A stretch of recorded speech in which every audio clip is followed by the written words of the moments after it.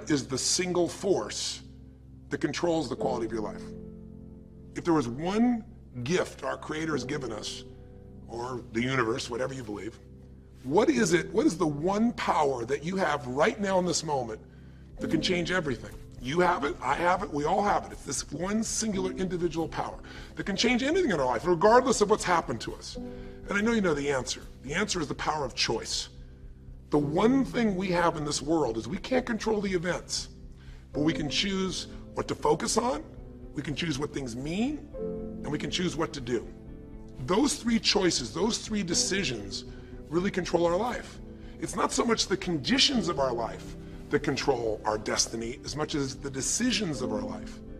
Try for a second to think about something. Think about your life and just think about, are there a few decisions? If I were to ask you 2 decisions you've made in your life, you know, that if you would have made a different decision, you would have had a totally different life. I mean, it may be, a life may have been better or may have been worse, I don't know, but you would have a different life. I'm not asking you to buy into the fact that you should have known the answers. I just want you to see the power of a decision. How is your life better today because of a decision you made years ago, not just negative ones? Think about it. Sometimes a little decision changes your whole life. Like you decide one day to go to a certain school, and you go to that school, or to go eat someplace, and you bump into the person that becomes the love of your life. Or you meet someone, and you decide as a result of that you're going to become a photographer, or a software engineer, or a business person, or a doctor, a dentist, whatever. They impacted you, but you made the decision, that's what I really want. That's what my life's going to be about. And that decision has affected so much of your life. What you do, how you live your life, how you spend your time, what you earn or don't earn, you know, who you attract into your life, beliefs you have, all come from some of these little decisions. What you decide to eat from your dinner plate each night certainly determines your physical destiny, right? We all know that, at least to a certain extent. I know there's a certain amount that's genetics, but I'm talking about the stuff you and I can control. So decisions equal destiny. It's not our conditions, it's our decisions. So if we want a new life, if we want a new experience, we've got to make new choices. If you don't like the way your career is or your business is, change it. If you don't like your body, change it. You don't like your relationship, change you first, because if you change it, you'll bring you to the next one. Maybe it's time to change it too, but change yourself first.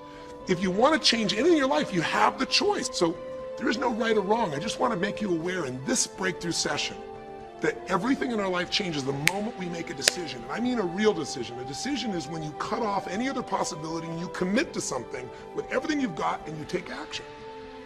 But the big decisions start with little decisions like, what am I going to focus on? Because whatever you focus on, you're going to feel. If you focus on all the things that have been done to you in your life, of course you're going to feel like hell.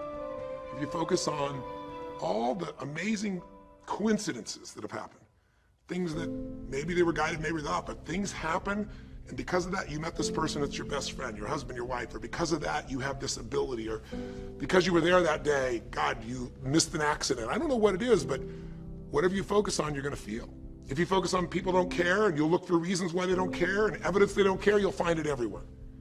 If you look for evidence that people are really good people inside, that at some level we all care about each other, you'll find it. Seek and you shall find. The secret is, have you become conscious about your decision making? Because this breakthrough session is, really, you want to change your life, make new choices. New life comes from new choices, but you got to make conscious choices. When you make decisions about what to focus on and what things mean and what to do, and you're unconscious, you get pretty terrible results usually. Now, we've all done this. I do it still. We all do. But if you want to change your results, you got to become more conscious in your decision making. So think about it. What you focus on, you will feel. Whether it's true or not. You focus on how people don't care, you're going to feel they don't care. Second decision you make is, what do things mean? So you focus on something someone does and you come up with a meaning, and the meaning is, no one loves me. The meaning is, they're trying to take advantage of me. Depending on what meaning you come up with, and you get to choose the meaning of anything. For some people, they say, this situation happened with the economy, and what that means is, I'm going broke. Somebody else said, this situation happened with the economy, guess what? That means I'm gonna work harder, I'm gonna be more creative, it changed everything. Everybody else is gonna quit, so we're gonna dominate the marketplace. For people to do it. Is this the end right now, or is it the beginning? See, whether it's the end or beginning is your choice. You get to decide, because once you make up a meaning, it's true. If you think that this is the end of a relationship, Are you going to treat people the same way as if you think it's the beginning of a relationship? No way. In fact, I tell people, if you want to have a great relationship, think about this. Treat people like you did in the beginning of the relationship, and there won't be an end. The meaning we give things is very different, and so we feel different, and our life is different. In the beginning, you'll do anything for someone. Now you make up a new meaning. Why should I have to do that for them? Little choices, like what to believe about yourself, what to believe about other people, whether this is the end or the beginning, start to affect your whole life.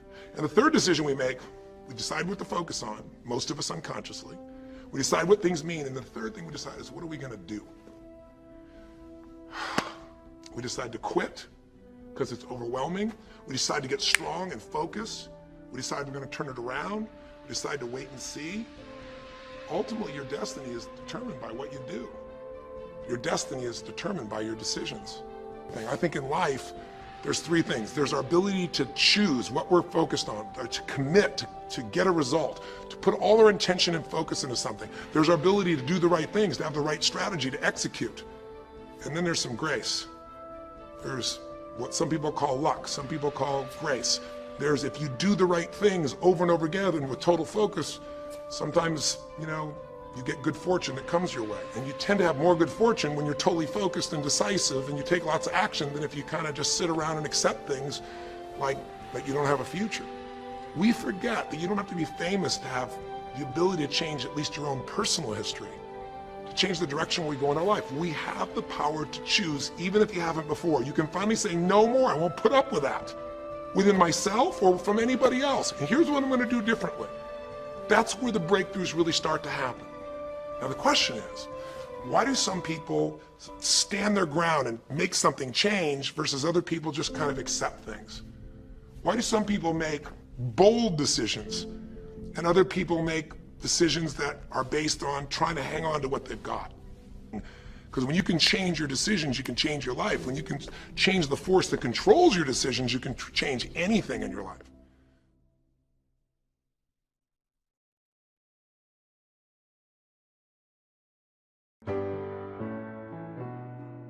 So find 5 reasons that empower you.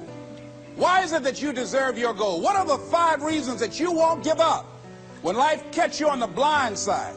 When the messenger of misery visits you, what are you going to do? What will keep you in the game when life knocks you to the canvas? See, the Buster Douglas that fought in the last fight was not the Buster Douglas that fought Mike Tyson.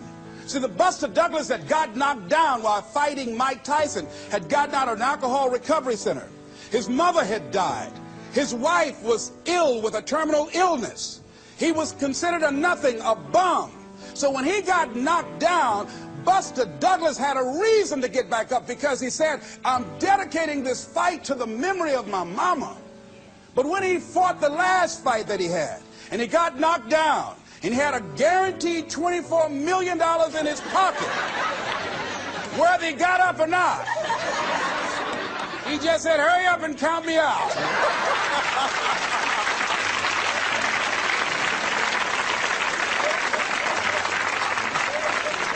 And I don't blame him. Why get hurt? He said, no, why'd you leave so soon? Somebody's about to get hurt, me. So you've got to have some reasons that when life knocks you down, and it's going to, it's going to knock you down.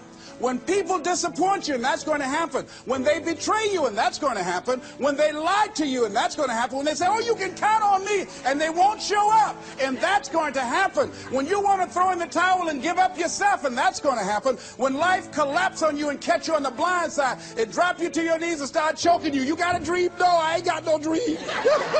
And that's going to happen. What reason can you remember that you can call on, that you can reach on, that can make you get back up? Find that reason.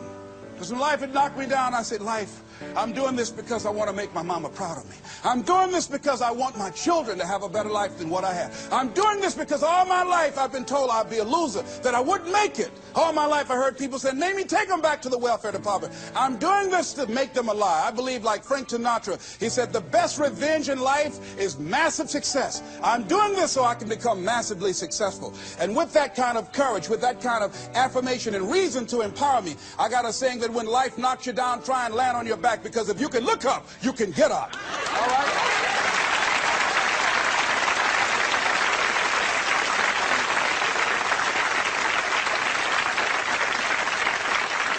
So when you run out of money, when things don't work out for you, when things happen that you could not anticipate, what are the reasons that you can think of that can keep you strong, that can keep you in the game, that will be your rod and staff to comfort you, that can be your bridge over troubled waters? Those reasons are very important. Nietzsche said, if you know the why for living, you can endure almost anyhow. So find out the reasons that you do what you do. Find out the reasons that will make you strong, that will make you walk by faith and not by sight, that will make you pursue your dream when everybody is against you or don't believe in you no more. And let me tell you something, that's a lonely feeling. It's a lonely feeling, particularly people that you're doing it for, or people that stand to benefit the most, or people who should be the #1 members in the encouragement club, but they end up saying, you can't do it, and they become members of the discouragement club. Oh, it hurts very badly. I know what that's like. Have people that you love close to you that look at you with that look and say, why don't you try something else? Why don't you give up? I said, but this is my life. I have got to do this. Les, you had a good job at Sears. That man like you. Mama, I can't go back to Sears. I can't do, I got to be my own boss. I can't do that. I mean, you know, it's, ladies and gentlemen, you know, when you work on a job that's dead end, you can see the ceiling already. It's like going in the middle of a movie. And after you've seen the movie, sitting back through that over again, there's something missing. You know the hero's not going to die. You know what the outcome is already. And so that's why a lot of people, a lady was telling me, she said when she went to work, it felt like a refrigerator fell on her shoulder as soon as she stepped in. Because she knew she'd gone as far as she could go. See, they're paying her just enough to keep her from quitting, and she's worked just hard enough just to keep from getting fired. How many of you know people like that? Raise your hand. The ones of you didn't raise your hand, you the one. I'll just tease it, all right? Here's something else. Make a commitment to be happy. See, you know, I have you laughing a lot. See, life is too short going through it looking hopeless, tired, and ugly. Sometimes we take life too seriously. Oh, no. Make a commitment to be happy. Find little things just to get tickled about. And laugh. Find ways to be happy in the moment. A lot of people say, well, I'll be happy when I pay off all my bills. No, no, no. I'll be happy when I get my divorce. Oh, no, no, no. I'll be happy with the children gone. Oh, no, no. You want to be happy now. See, there are no guarantees. No one says you're going to be here 2, 3, or 4 years from now.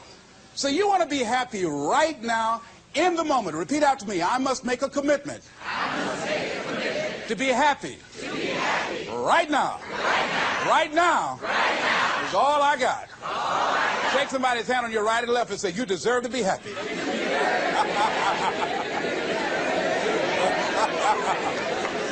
Make a commitment to be happy, because life now has new meaning for you. Just enjoying the sunset, or just looking at life, or looking at nature, going for a walk. It's the little things in life that counts. Here's something else that you want to begin to do in order to make this your decade.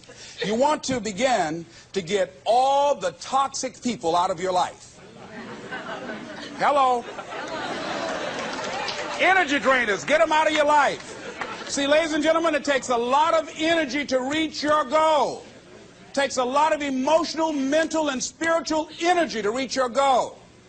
And you can run faster with 100 who want to go than with one around your neck. So there are two kinds of relationships. Sid Simon talks about this. Nourishing relationships and toxic relationships.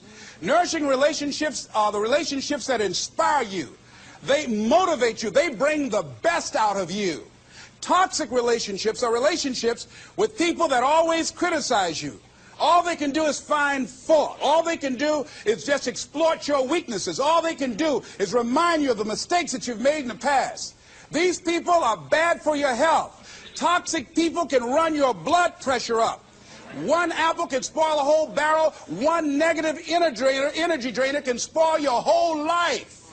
I know people whose lives have been ruined because somebody wasn't good for them. See, there are some people that aren't good for you. Hello? They aren't good for you. You've got to get them out of your life. See, a lot of people put up with a lot of foolishness because they don't want to die by themselves. Here's what I believe. I believe in a one-to-a-box theory.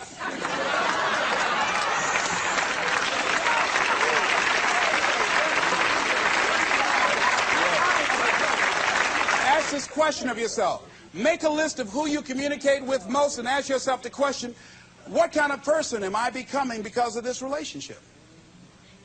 Is it helping me to grow mentally and emotionally and spiritually? Am I becoming a better person because of this relationship? Do they bring out the best in me? Do they inspire me? Do they encourage me to develop my greatness? Do they make me stretch?